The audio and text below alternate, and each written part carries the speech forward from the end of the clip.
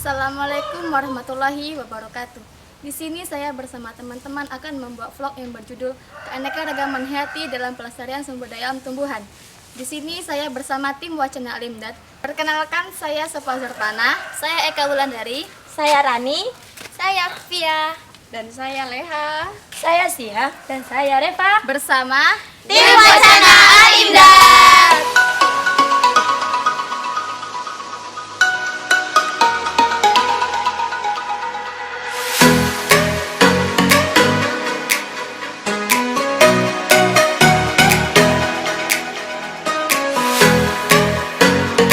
Apakah teman-teman tahu apa itu keanekaragaman hayati? Keanekaragaman hayati merupakan keanekaragaman ekosistem dan habitat yang disertai berbagai macam jenis hewan dan tumbuhan yang menghuni ekosistem tersebut. Terdapat berbagai macam jenis hewan dan tumbuhan unik hidup di Indonesia.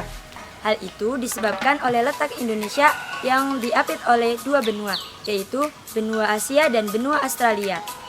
Kedua benua tersebut mempengaruhi keanekaragaman hayati di Indonesia.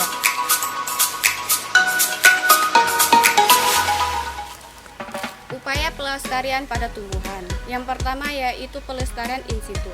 Pelestarian in situ adalah pelestarian yang digunakan pada tempat asli tumbuhan tersebut berada. Contohnya hutan lindung dan taman nasional. Hutan lindung merupakan kawasan yang digunakan untuk melindungi tumbuhan, sedangkan taman nasional merupakan kawasan yang digunakan untuk melindungi hewan dan tumbuhan.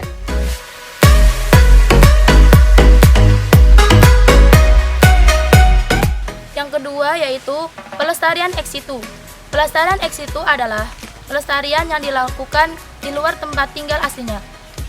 Langkah ini dilakukan karena tumbuhan kehilangan tempat tinggal aslinya. Pelestarian ini juga dilakukan sebagai upaya rehabilitasi untuk perawatan hewan dan tumbuhan langka. Nah, selain pelestarian in situ dan ex situ, kita dapat menjaga kelestarian dengan usaha-usaha sebagai berikut. Pertama, tidak menebang pohon sembarangan. Yang kedua, melakukan tebang pilih, yaitu menebang dengan memilih ukuran dan usia tumbuhan. Yang ketiga, penanaman kembali tanaman yang telah dimanfaatkan. Yang terakhir, pemeliharaan tanaman dengan benar.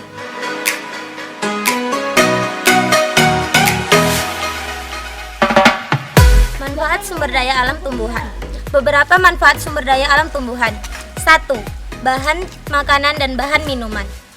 Beberapa jenis tumbuhan yang bisa dijadikan bahan makanan adalah tumbuhan biji-bijian, tumbuhan sayur-sayuran, serta pohon yang memiliki buah layak konsumsi.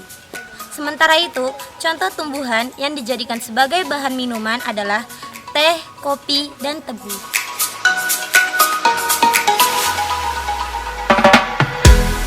Yang kedua, sebagai material bangunan. Sumber daya tumbuhan yang biasa dimanfaatkan sebagai material bangunan adalah jenis pohon berkayu. Pohon yang biasa digunakan bahan bangunan adalah pohon jati, pohon mahoni, dan pohon akasia.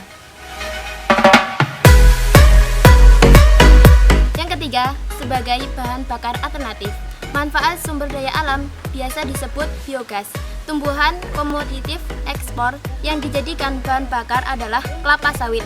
Bersebaran pohon kelapa sawit meliputi hampir wilayah Indonesia, di antaranya di Sumatera, Jawa, Kalimantan, dan Sulawesi.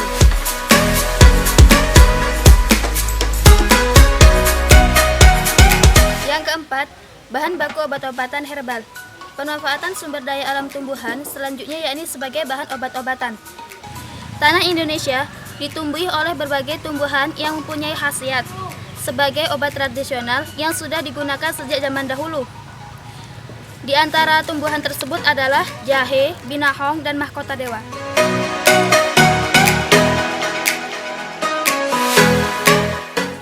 Kerusakan alam bukan terjadi pada kita, tapi karena kita.